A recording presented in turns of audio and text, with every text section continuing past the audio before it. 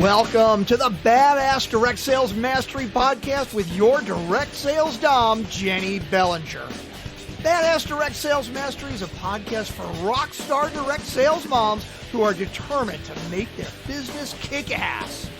Jennie will share her knowledge of effective sales and recruiting techniques, tips to get what you want from your business, and will interview direct sales professionals and leaders from various companies. The interviews will give insight to how these rock stars got to where they are and where they plan to grow in the future. And now, the direct sales dom, Jennie Bellinger. Welcome back to another episode of Badass Direct Sales Mastery. I'm here, your direct sales dom, Jennie Bellinger, and I have a really fun friend here with me today. I've got Joe Griffard, who I have known for a little over a year and a half now. We met completely by accident through networking, but we have become great friends. And when we were talking, I realized I had to have him on the show because there are some of you who today's episode is going to possibly be a life changer for you. So let me tell you a little bit about Joe. Joe has been in the financial advice business since 1991. He started with Merrill Lynch in Midtown Manhattan and has been a certified financial planner since 2008. He moved to Houston in February of 2020, and he established actually a brand new branch for his financial planning company, Bridgewater Asset Management. He assists people, a wide variety of clients, with their financial planning, insurance, and investment needs. But his passion, and this is why I'm having him on the show today, is because he serves families impacted by dementia and the professionals who support them. So if you're someone who has a family member who is living with dementia right now, this is going to be an episode you do not want to miss. Keep listening because Joe has a great story behind this. So Joe, welcome to the show. Wow, Jennie, you really raised the bar on me there.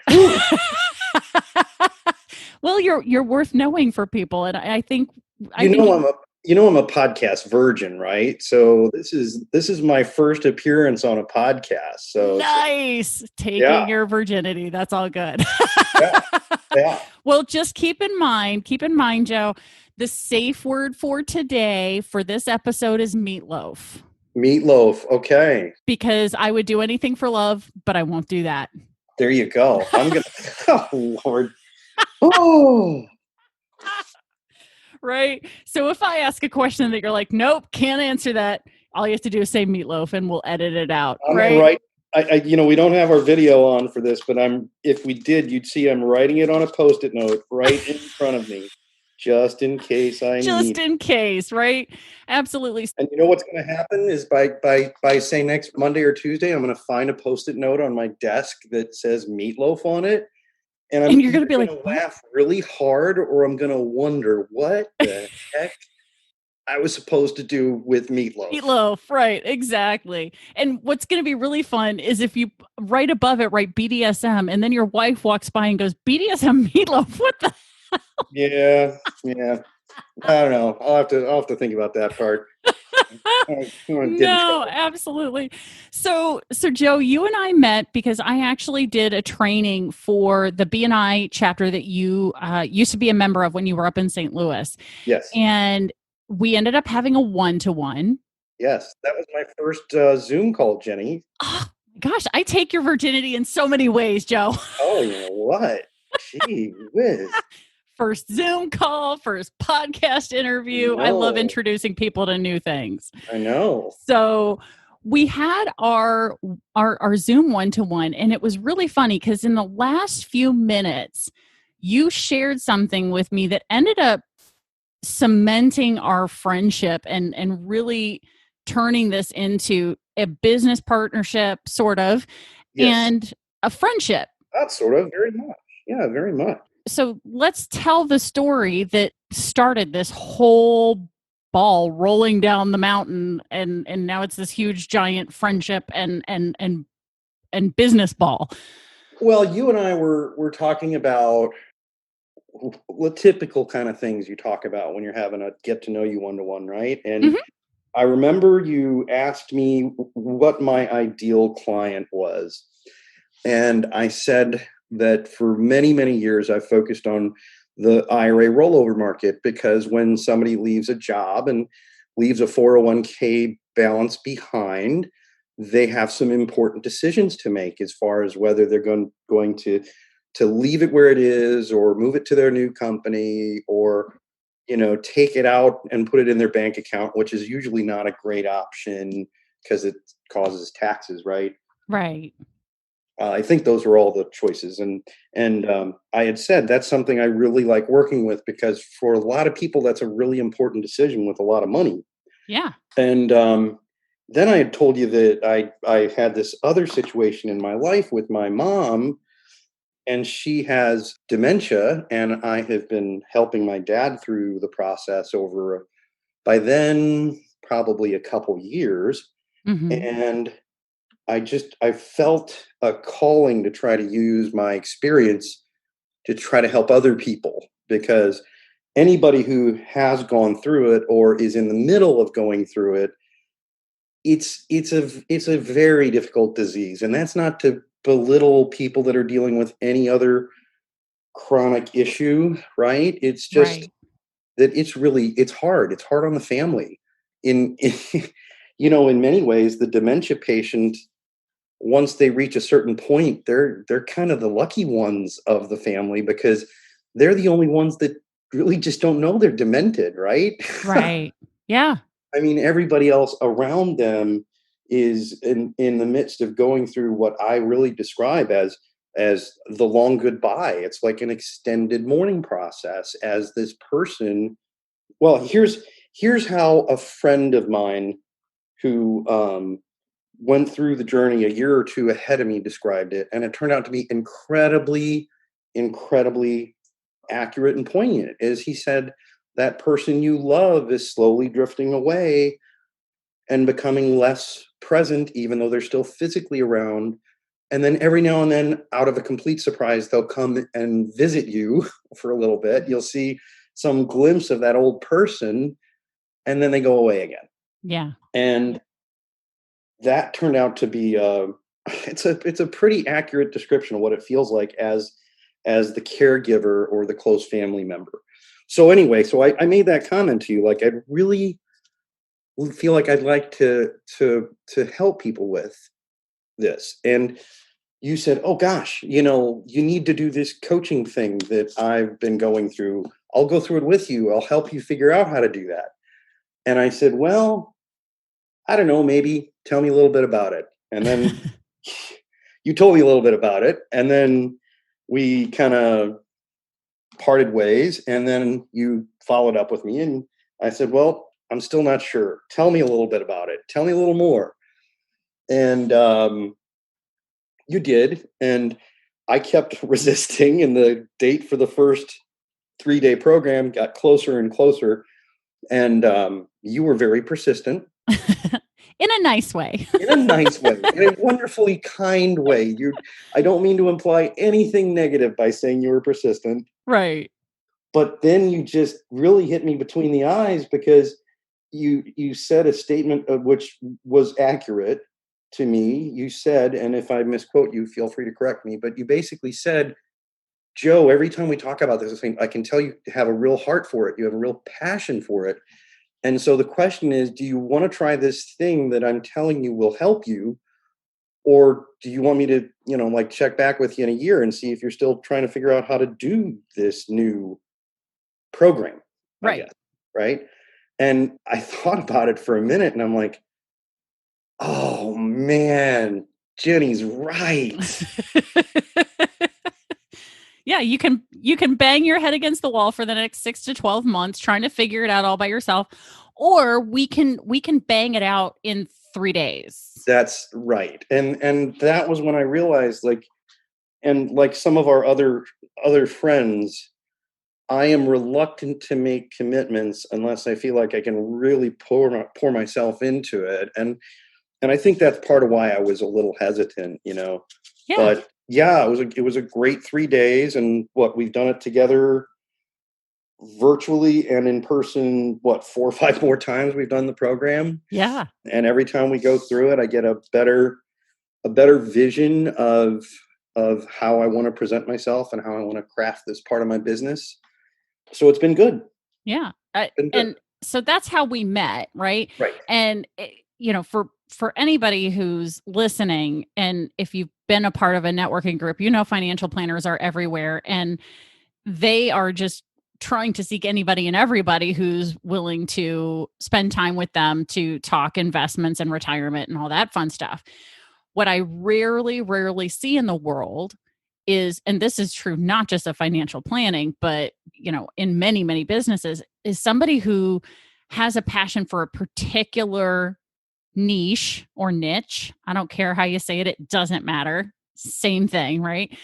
Right. But being able to say, you know what, if you're someone who's dealing with a family member who's living with dementia, Mm-hmm. this is someone you need to know, right? Right. So anybody who's listening right now, the listener is probably like, what does this have to do with direct sales? Well, it may not have anything to do with you right now if you're not someone who's got a family member or a close friend who is starting to go through dementia. Now, my personal experience is I've got a family member who lives long distance, but who also happens to be my godfather, who is going through dementia. And at this point, if I were to go visit him, I don't know that he would know who I am. The long distance part is tough. It really is. It really is. That's another, there's a decent possibility that he might not know who you are, or, in the case of my mom, she doesn't know my name, but she knows I'm somebody that loves her and that she loves.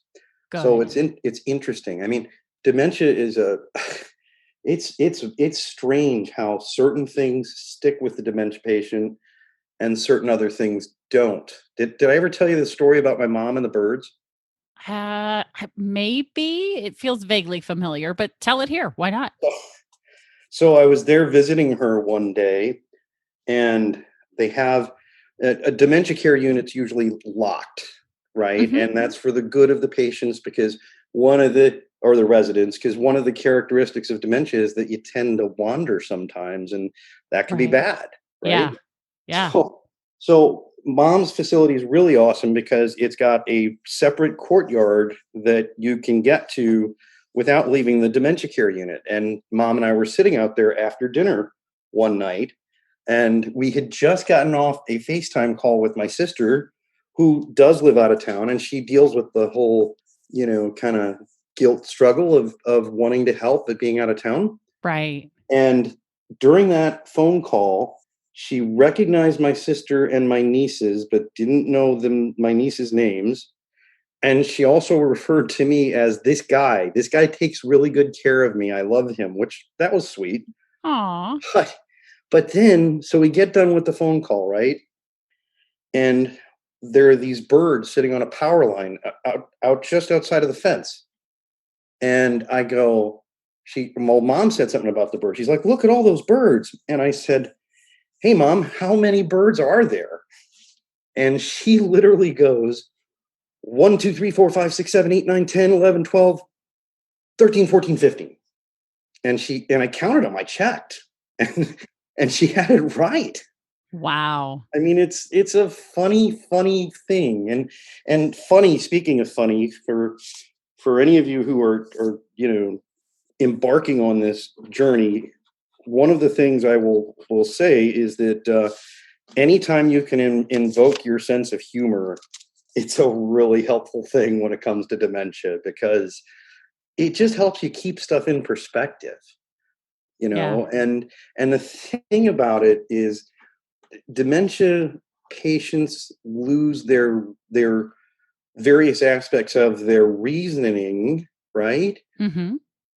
But they don't lose their emotions at all. Right. In fact, I feel they probably get a little amplified, it feels like, because it's Well, all right. they have access to at some point. Right. Well, the analogy that some people I've talked to use is it's like when your parents become more like your kids again, right? Because they lose all of they have less of the logical constraints on those emotions, right? Yeah. And the other aspect of that is, which is why it's important as a close relative or a caregiver, is it's really important to try to take care of yourself and have yourself in a good mindset when you go see them, when you go visit with them, because just like their emotions are still there, their ability to sense your emotions are still there, Yeah. right? I remember I don't get to go visit mom right now because thanks COVID, Right. everything's kind of restricted. But, I used to visit mom when I lived in St. Louis 3 to 5 times a week or more, depending on how soon it was after she went into her facility. And my sister, I have to give her credit. She taught me to do this because she used to work in healthcare with frequently elderly patients. And I would always pause for a minute before I walked into the facility and just kind of take a couple of deep breaths and check myself emotionally and try to make sure I was as calm as I could and projected some feelings of happiness and happy to see her, because it made all the difference in the world in how the visits would go. Oh, yeah. That Makes a makes big perfect difference. sense. Yeah. Yeah. And of course, that's the challenge. And I didn't even really, so I wasn't even the frontline caregiver. My dad was, right? I was Mhm. just providing support to dad. And one of the things that I would do is I just learned as much I could about strategies and ways to deal with things. And well, you know me, Jenny, that's also how I deal with anything that's stressing me out. I try to learn about it, try to get the facts, Right. right? But one of the things that I really had to keep emphasizing to dad is, I'm like, Dad, I know you want to do everything you can for mom, and I know her needs are growing, but you got to take care of yourself Yeah. as well. And so dad is old school, right? Mhm. And one of his favorite sayings is, I don't want to be a bother, which Yeah. is, kind of that generation anyway, right? Yep. And I remember one day when we were talking about this whole self-care thing, and I sort of lost my temper, but I feel like it was like I constructively lost my temper, because I finally I was like, Dad, you keep saying you don't want to be a bother, and if you end up flat on your back in the hospital because you've exhausted yourself, and now I've got to juggle you in the hospital and mom, that will be a pain in the ass. Truth. So it's like, if you don't want to be a bother, Dad, you've got to use some of your respite time to go to the gym or have a cup of coffee with your friend or whatever. So it's just super, super important to make sure you do that. The challenge of caring for a loved one with dementia is that as their mental state deteriorates, and I know probably there are doctors listening to this, they're probably cringing because I don't have the right terminology, but as their faculties deteriorate, right, Right. their response to what's going on in the world changes, and the way you have to deal with them kind of changes. You have to figure out a new strategy, right? Yep. Mom eats broccoli now. Never used to do so before, Hated huh? broccoli, hated it, but she still remembers that she hates cauliflower. We can't get her to eat cauliflower. Okay. And the funny thing is, here we are laughing about it, right? Yeah. Because I can laugh about it. I've had to learn to laugh about it, because the Joe of 2 or 3 years ago, who was just figuring out where to go and what is dementia, I would be in mourning about things like that happened. I'd be upset, right? Because it makes it all real, Yeah. right? So Yeah. it is kind of funny how you learn to cope and you learn to deal with it. And yeah, dad and I would have like a chuckle, like, hey, mom's eating broccoli, but yeah, it is weird how she literally, we tried cauliflower more than once and just Still won't. no. No, no.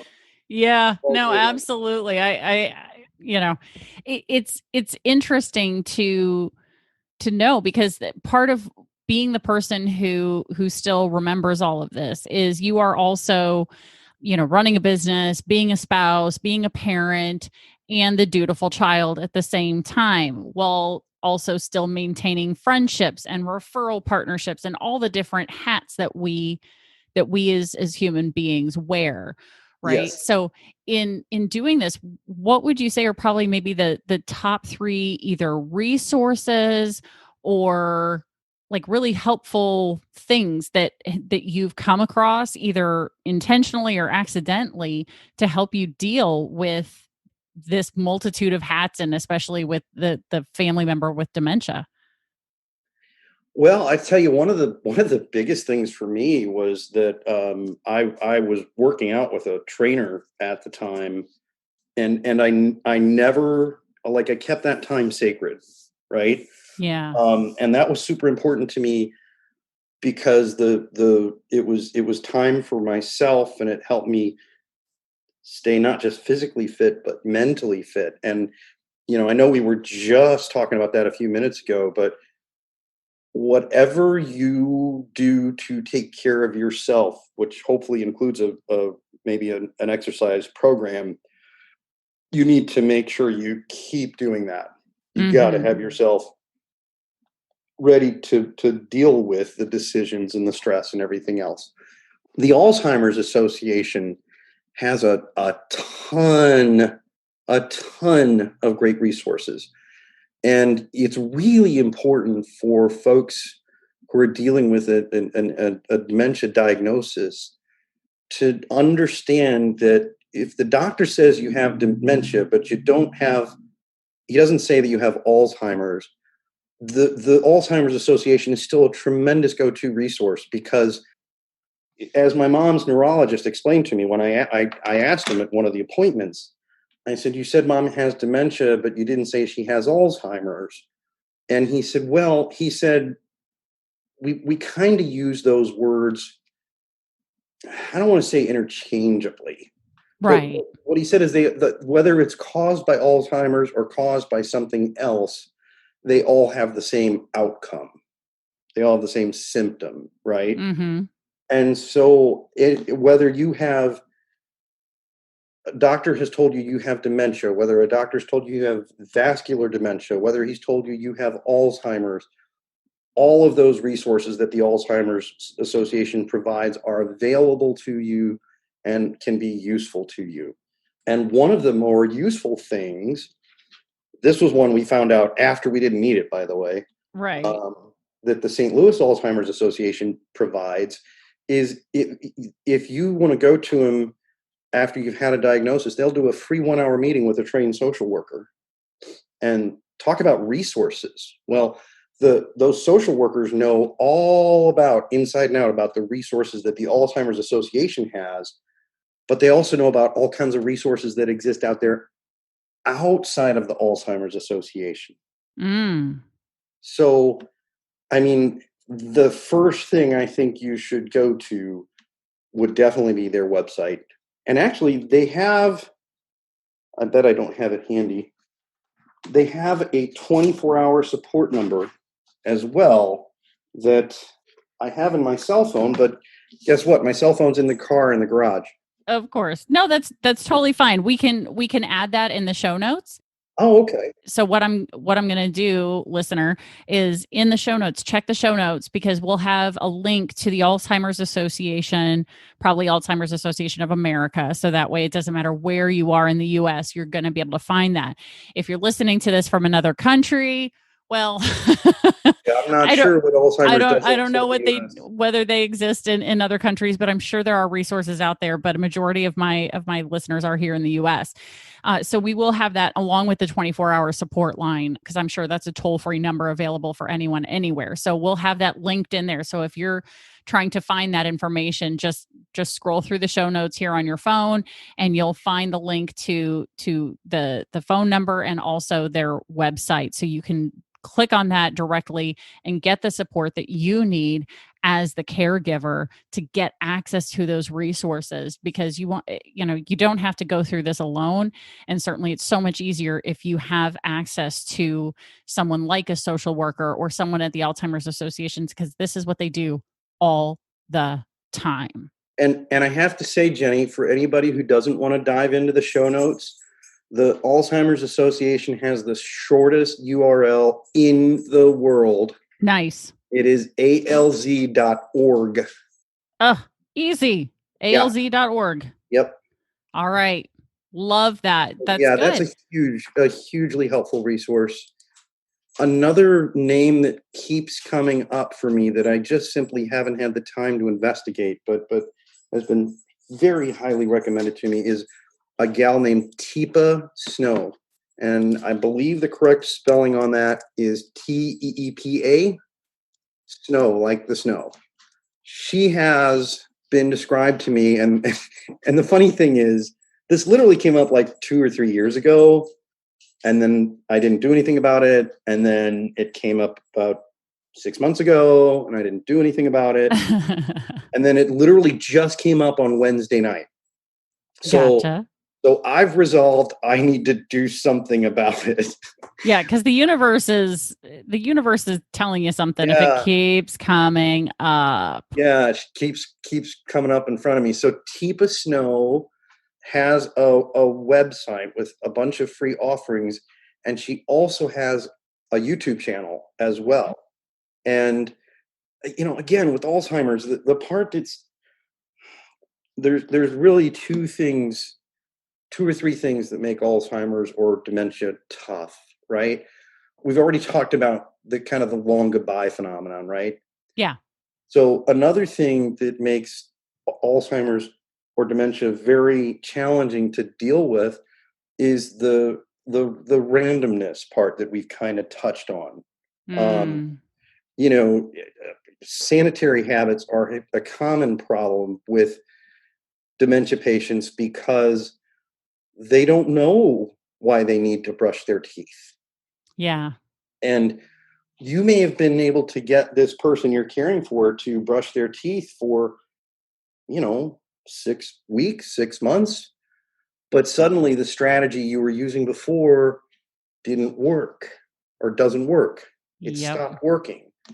And, professionals, whether they're, caregivers in a facility or nurses or they have training on how to do that. And not only that, they've had practice and experience in how to do that, right?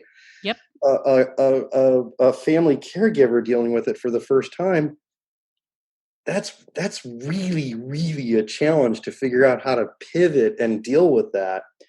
Especially, here's what really makes it tough. Mm-hmm. Agitation makes dementia worse. Yeah. Okay.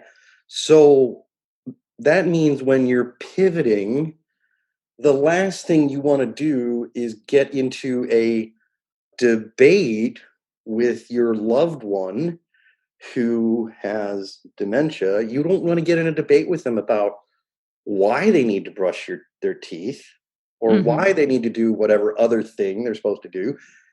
You need to just figure out a non-argumentative way to get them to do it, which could be as simple as saying, "Hey, come on, Mary, now's when we brush our teeth." Right? Nice. And the the other crazy thing, because of the way it works, is they probably will have forgotten that you asked them in about 10 or 15 minutes. Yeah. So if they refuse, then you can just turn around 10 or 15 minutes later and go and either try a different way of asking, or even say the very same thing, because they probably don't remember that you asked. But so Teepa Snow is another one that has come up a bunch of times. And actually the website for that address is her name. It's Teepa Snow, Teepa Snow.com.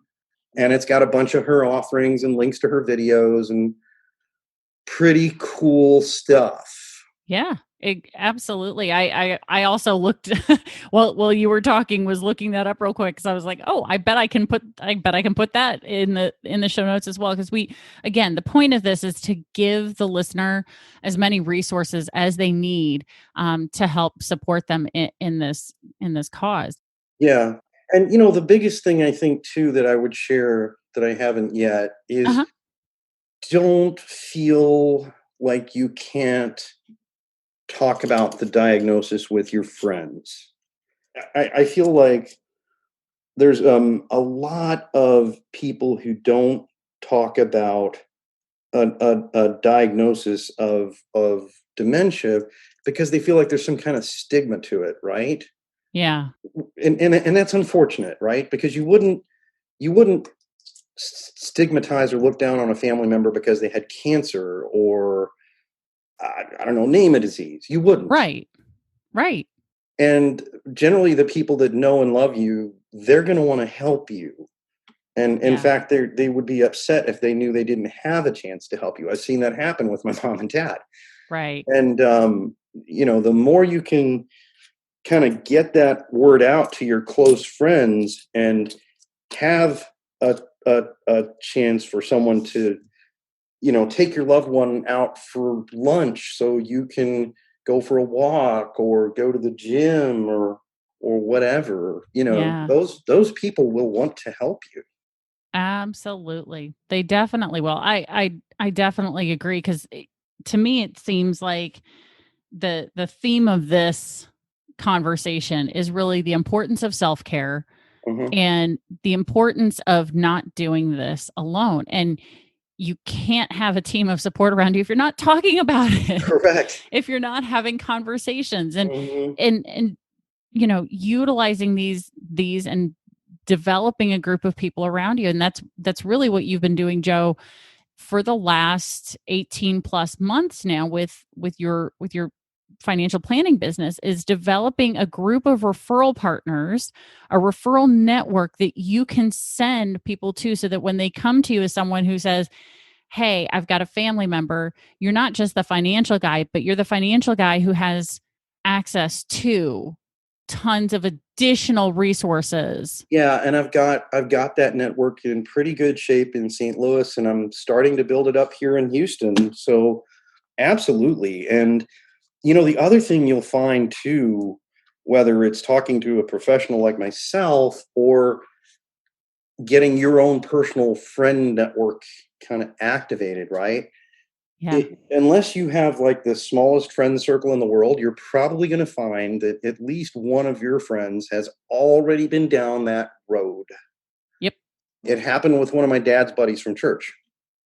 And when you can talk to somebody who's been through the experience, they just get it. It Yeah. just helps a lot. Yeah, it really helps to know that you not just are with people who are also dealing with it, but you truly aren't alone with someone else who's been through a similar, if not the same situation. So Exactly. it's so important to do that.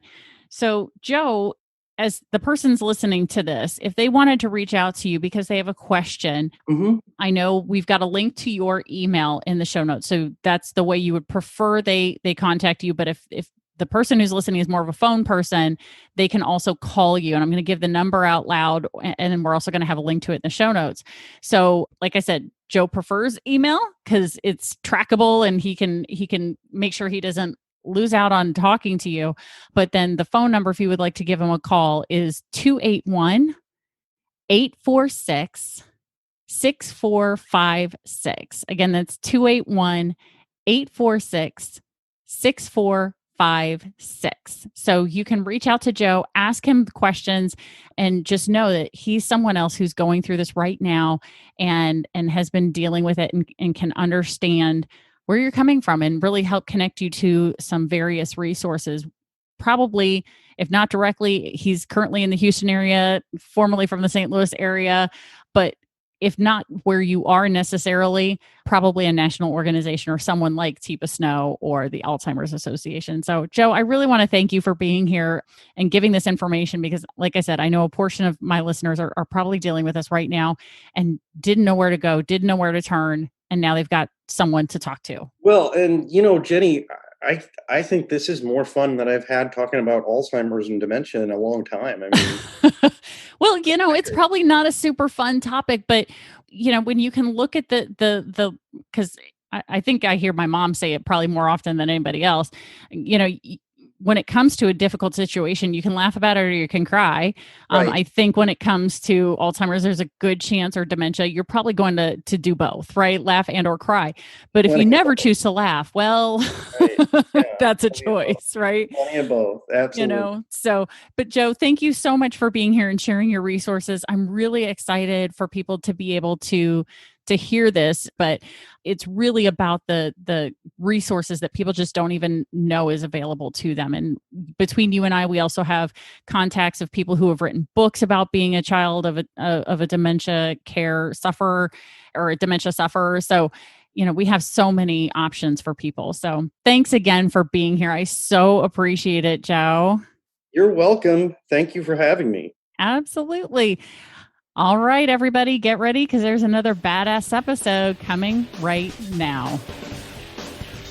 Thanks for listening to the Badass Direct Sales Mastery Podcast with your direct sales dom, Jennie Bellinger. Why are you waiting to go to badassdirectsalesmastery.com? Don't make the dom get her whip. If you enjoyed this episode, make sure to share it with another rock star that you know in direct sales after you subscribe to the podcast so you won't miss any future episodes. You can also check out the show notes for links and any contact information mentioned in today's episode. We'll see you next time. Joe Griffard is a wealth manager with Bridgewater Asset Management. Securities are offered through LPL Financial, member FINRA SIPC. Investment advice offered through Bridgewater Asset Management, LLC, a registered investment advisor and a separate entity from LPL Financial. The opinions voiced on this podcast are for general information only and are not intended to provide specific advice or recommendations for any individual. To determine which strategies or investments may be suitable for you, consult the appropriate qualified professional prior to making a decision.